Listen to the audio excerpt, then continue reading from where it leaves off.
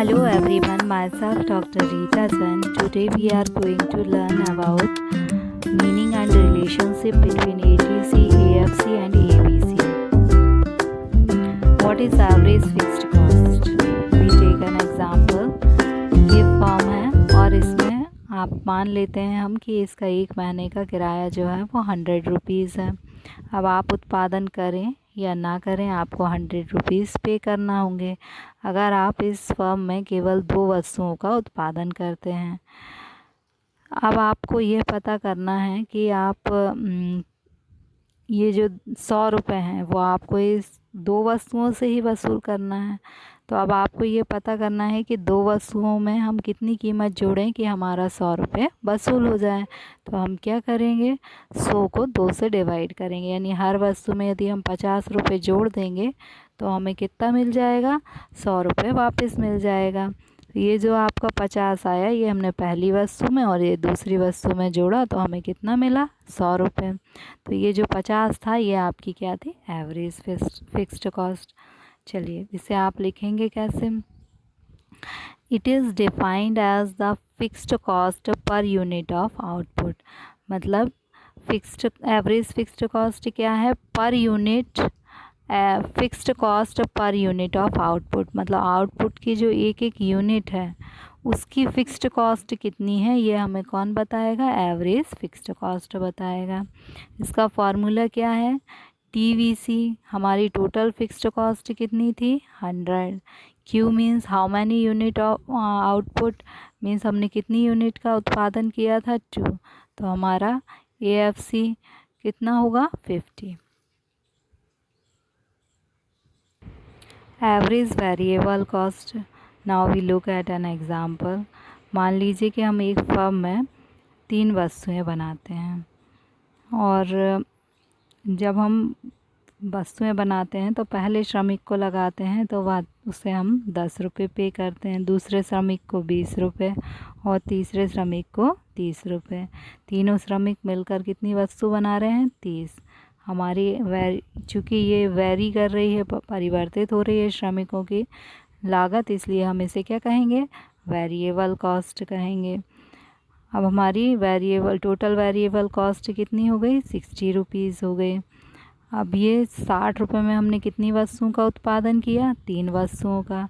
तो हमें ये जो 60 रुपये हैं वो इन 3 वस्तुओं से ही वसूल करना है। तो हम हर वस्तु में कितनी कीमत जोड़ें कि हमारे 60 रुपये वसूल हो जाएं। इसे निकालने के लिए हम 60 में क्या करेंगे, 3 का भाग देंगे तो हमें कितना मिलेगा, 20।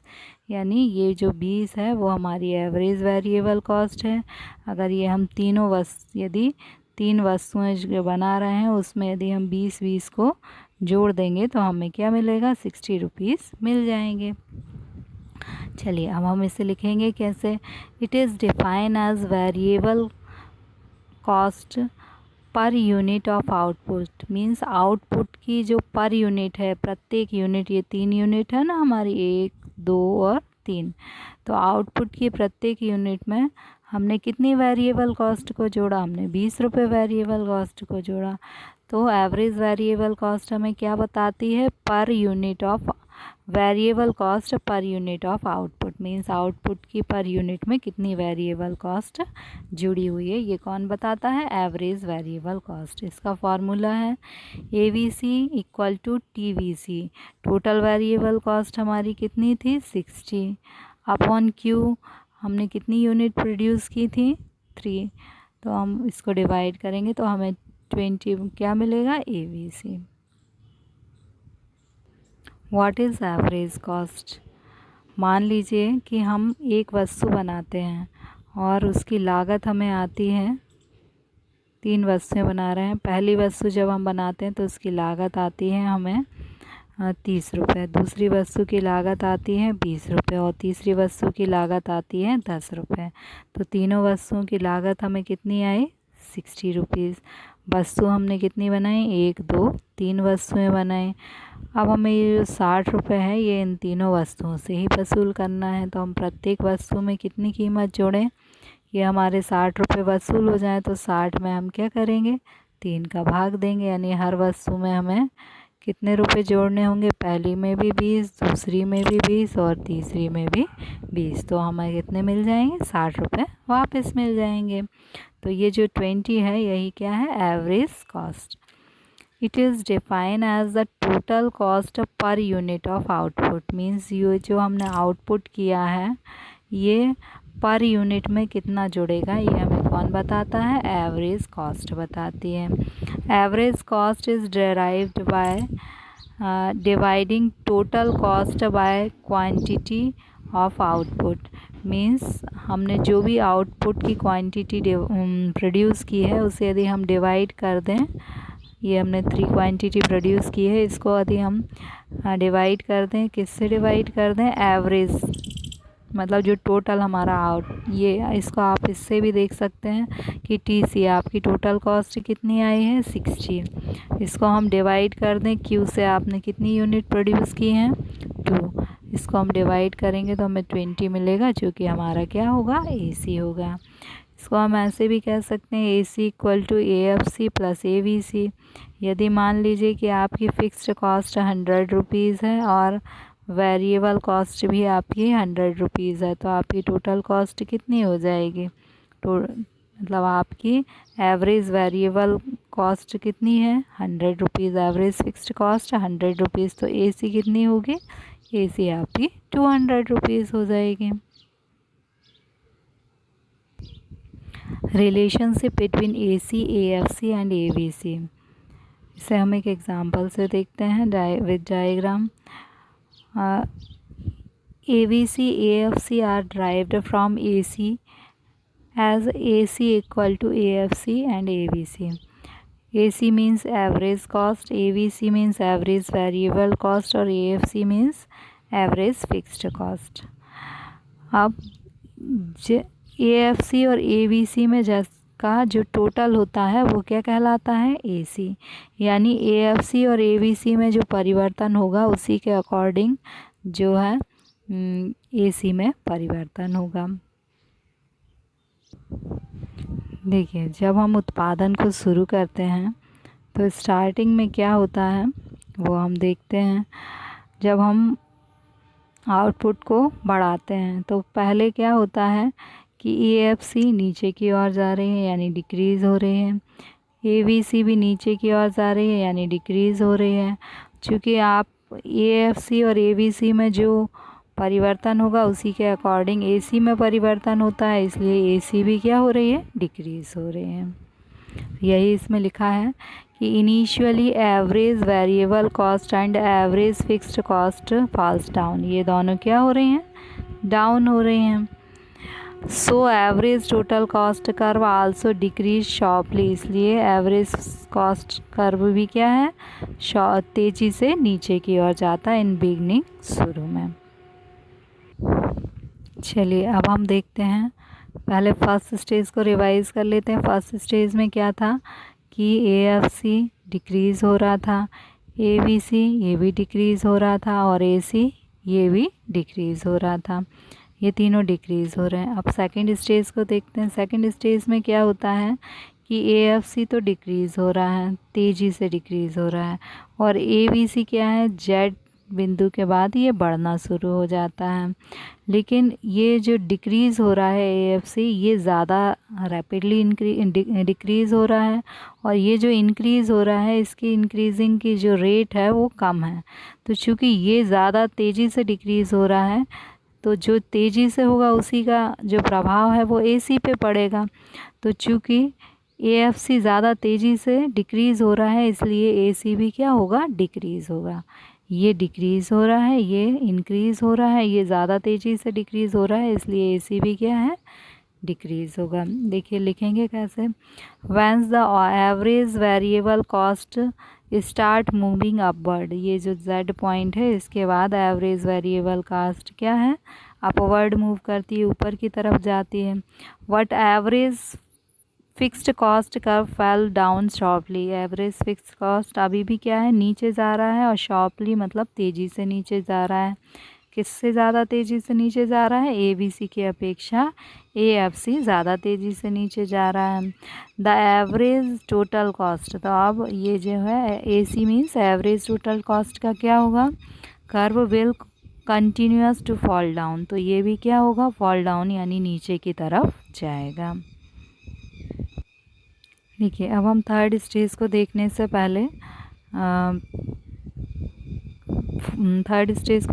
पहले रिवाइज कर लेते हैं प्रीवियस स्टेजेस को। फर्स्ट स्टेज में क्या था, AFC डिक्रीज़ हो रहा था, ABC भी डिक्रीज़ हो रहा था, इसलिए AC भी डिक्रीज़ हो रहा था। सेकंड स्टेज में क्या था, ABC जो है बढ़ने लगा था, AFC क्या था, ये ज़्यादा तेज़ी से घट रहा था, इसलिए क्या था, AC भी घट रहा था। चूँकि AFC ज़्यादा तेज़ी से घट रहा था, इसलिए AC भी क्या था, घटने लगा था। अब हम थर्ड स्टेज में देखते हैं। थर्ड स्टेज में क्या होता है कि ये तो ऊपर की तरफ जा रहा है, ABC ये बढ़ रहा है, ये बहुत ज़्यादा तेज़ी से बढ़ रहा है। किससे ज़्यादा तेज़ी से बढ़ रहा है, AFC की अपेक्षा। ABC घट रहा है, लेकिन AFC के घटने की जो गति है उससे ABC के बढ़ने की गति ज़्यादा है। तो जो चीज़ ज़्यादा होती है उसी के अकॉर्डिंग AC में परिवर्तन होता है, इसलिए AC क्या है, ये बढ़ने लगता है। इसको देखिए आप लिखेंगे कैसे, when the speed of ABC increase, ये इंक्रीज़ हो रहा है और ज़्यादा तेज़ी से इंक्रीज़ हो रहा है, is greater than speed of decreasing AFC के डिक्रीज़ होने की जो स्पीड है उससे ज़्यादा स्पीड से ABC क्या है, इंक्रीज़ हो रहा है। Then ATC means AC start increasing, इसलिए ATC भी क्या है, इंक्रीज़ होना स्टार्ट हो जाती है।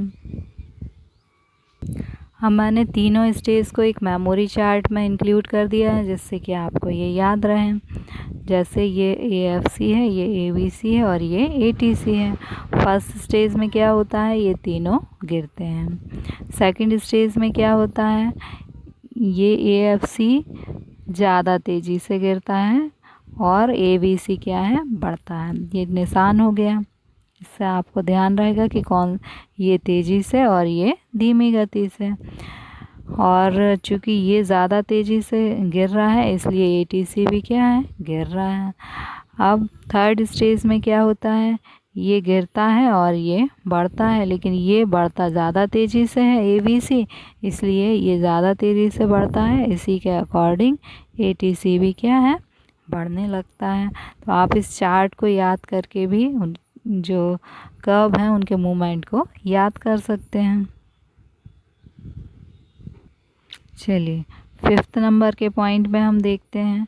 इसमें फिफ्थ पॉइंट में आपको दिया गया है कि जो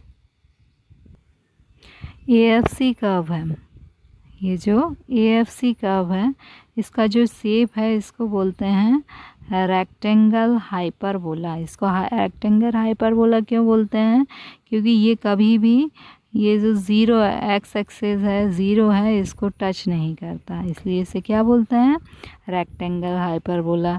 ये ज़ीरो को क्यों टच नहीं करता, क्योंकि आप ये जो फिक्स्ड कॉस्ट होगी वो जितनी भी आप यूनिट प्रोड्यूस करोगे उनमें डिवाइड होगी, तो वो आपको कभी भी ज़ीरो हो नहीं सकती। इसके बाद आपको बताया गया कि ये इसका AFC का शेप तो क्या है, रेक्टेंगल हाइपरबोला है। अब ABC और AC का शेप क्या है, आपको दिख रहा है कि ये क्या है, U शेप के हैं। तो ये U शेप के क्यों होते हैं, क्योंकि पहले तो ये क्या हैं, घटते हैं और अपने निम्नतम बिंदु पर आकर ये बढ़ने लगते हैं।